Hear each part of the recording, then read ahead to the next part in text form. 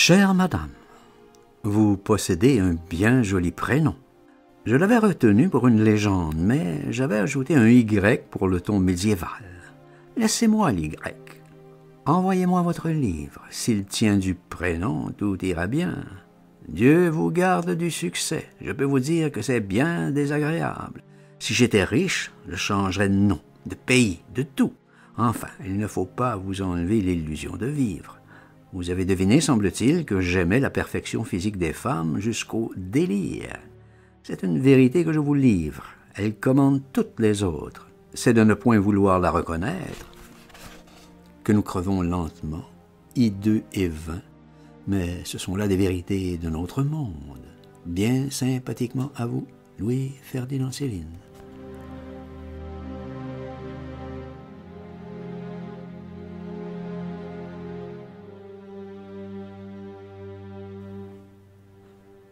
Chère madame, j'ai lu aussitôt votre conte.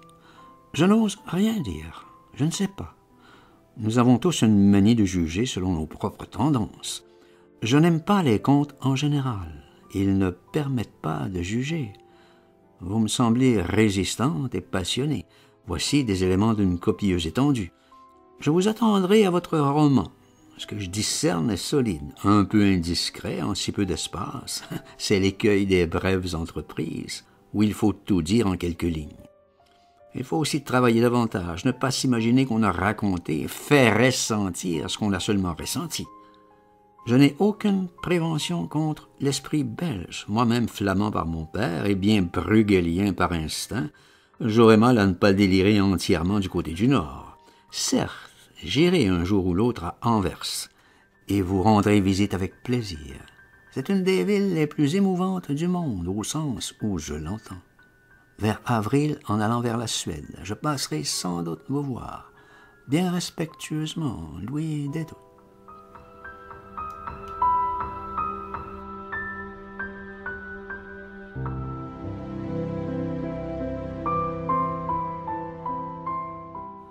Chère madame, non, certainement, horreur, à aucun prix, n'avertissez personne de mon passage à Anvers.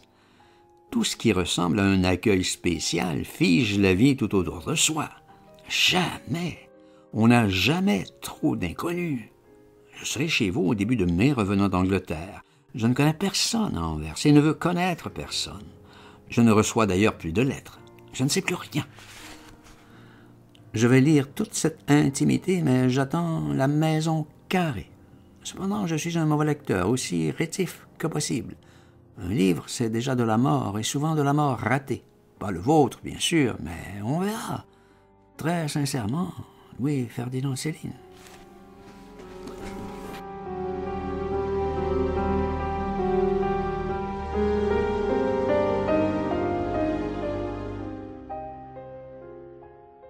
Chère madame et amie, il me semble que vous serez mieux en ville, cependant, durant l'hiver. Ne croyez-vous pas?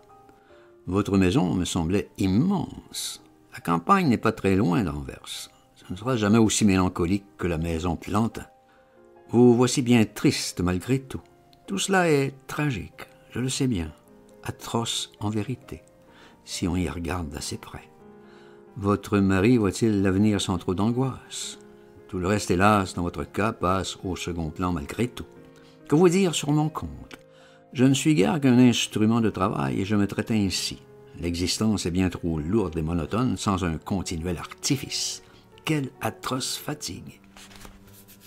Il ne m'arrive rien, en vérité rien, en regard de ce que je voudrais qu'il m'arrive, au sens imaginaire, il s'entend. Je vis seul ici. Je vois en effet quantité de belles réussites physiques, bien belles, et cela est la seule consolation peut-être à tant de choses. Non qu'on puisse y toucher, mon Dieu, toute l'épaisseur de notre malheur nous sépare des moindres vérités, des plus tranquilles joies. Nous sommes voués à l'ennui, notre vie n'est qu'une mort sans élan. Enfin, voici, je me relis une bien mauvaise lettre. Une autre sera plus frivole. Bien sincèrement, vous, Détouche. Je reste ici jusqu'au 10 septembre.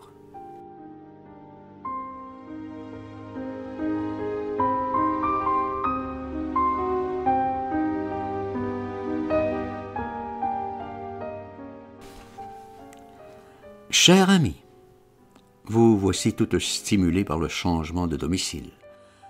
Je vous vois parti pour de longs romans. Certainement, j'irai à Anvers en décembre, pas avant. Je ne puis plus m'absenter cette année. Je me suis assez ennuyé en Bretagne et au surplus, je n'étais pas très bien. Il faut encore que je parle sur Zola le 1er octobre, et voilà qui m'achève. Pour faire plaisir à Descaves et à ses amis. Juste cieux, je n'aime pas du tout Zola, alors je parlerai de moi-même, mais je ne m'aime pas beaucoup non plus. Tout cela est bien ennuyeux. Tout Paris parle de l'affaire Nausière. Il va y avoir dans l'ombre des incestes en masse. Cet été n'en finit pas. Je n'aime pas le soleil. On s'en doute un peu. Le voyage va être traduit en hollandais. Je reprends samedi mon dispensaire. Tout cela est une telle farce. Je vois que vous finirez par connaître le voyage par cœur. Moi, je ne l'ai jamais relu et ne le relirai jamais. Je trouve tout cela ennuyeux et plat à vomir. C'est curieux que tout ce cabotinage finisse par séduire le lecteur. Je crois qu'il a envie d'en faire autant. Tout est là. Enfin, on se connaît mal. Nous sommes recouverts d'immondices civilisés. N'oubliez pas de me donner votre nouvelle adresse. Amicalement, des touches.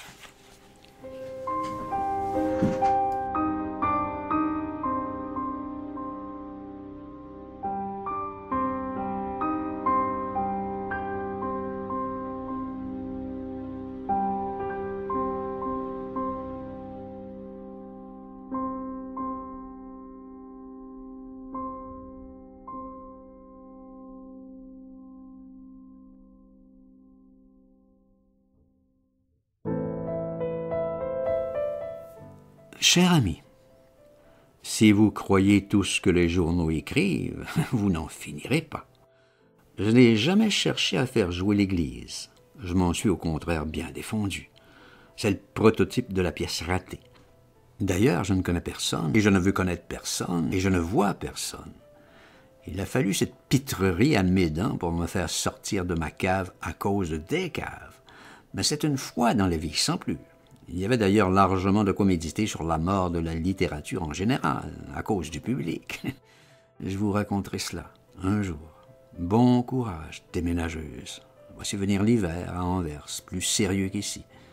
Comment va votre roman? À bientôt, en somme. Louis-Ferdinand Destouches.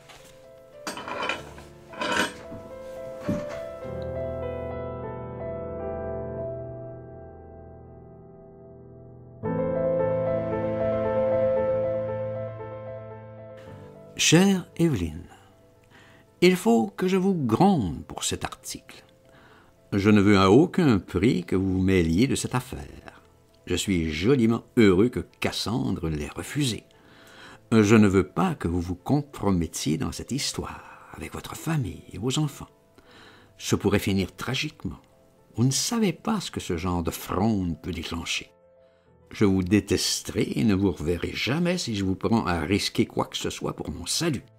J'ai horreur, une haineuse horreur des amitiés qui finissent par servir. Je ne veux pas qu'on me serve, qu'on m'assiste, qu'on me défende. Une fois pour toutes. Ni vous, ni un autre. Je sais ce que je fais, ce que je risque. C'est très bien ainsi et cela suffit. J'ai retrouvé les choses assez compliquées à mon retour. Ce monde est un endroit furieux.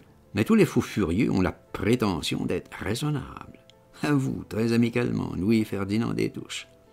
Ceci ne veut pas dire que je ne vous remercie pas pour l'écho dans Cassandre. Mais une défense pathétique, c'est autre chose.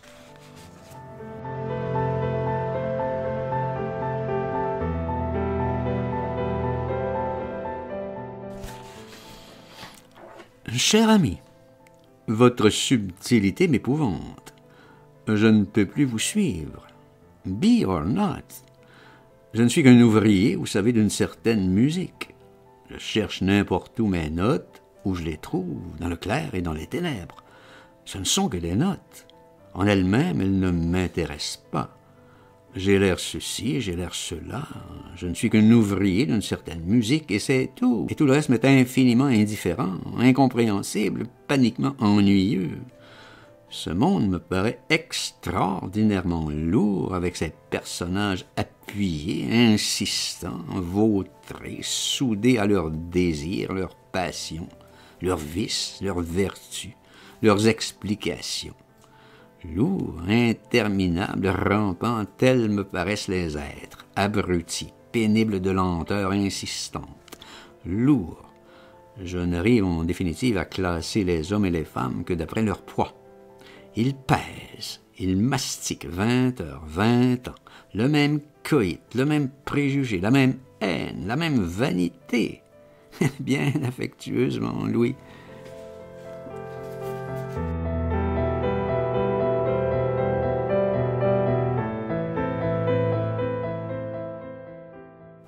Chère Évelyne, comme vous êtes compliquée avec vos pardonnés, pas pardonnés, vous êtes une élève de Bourget pour la finesse psychologique et le sérieux dans les choses du sexe. Tout cela vous passera, hélas, mignonne, avec l'âge. Quand vous arriverez à mon âge, le plus tard possible, vous ne comprendrez plus que l'essentiel.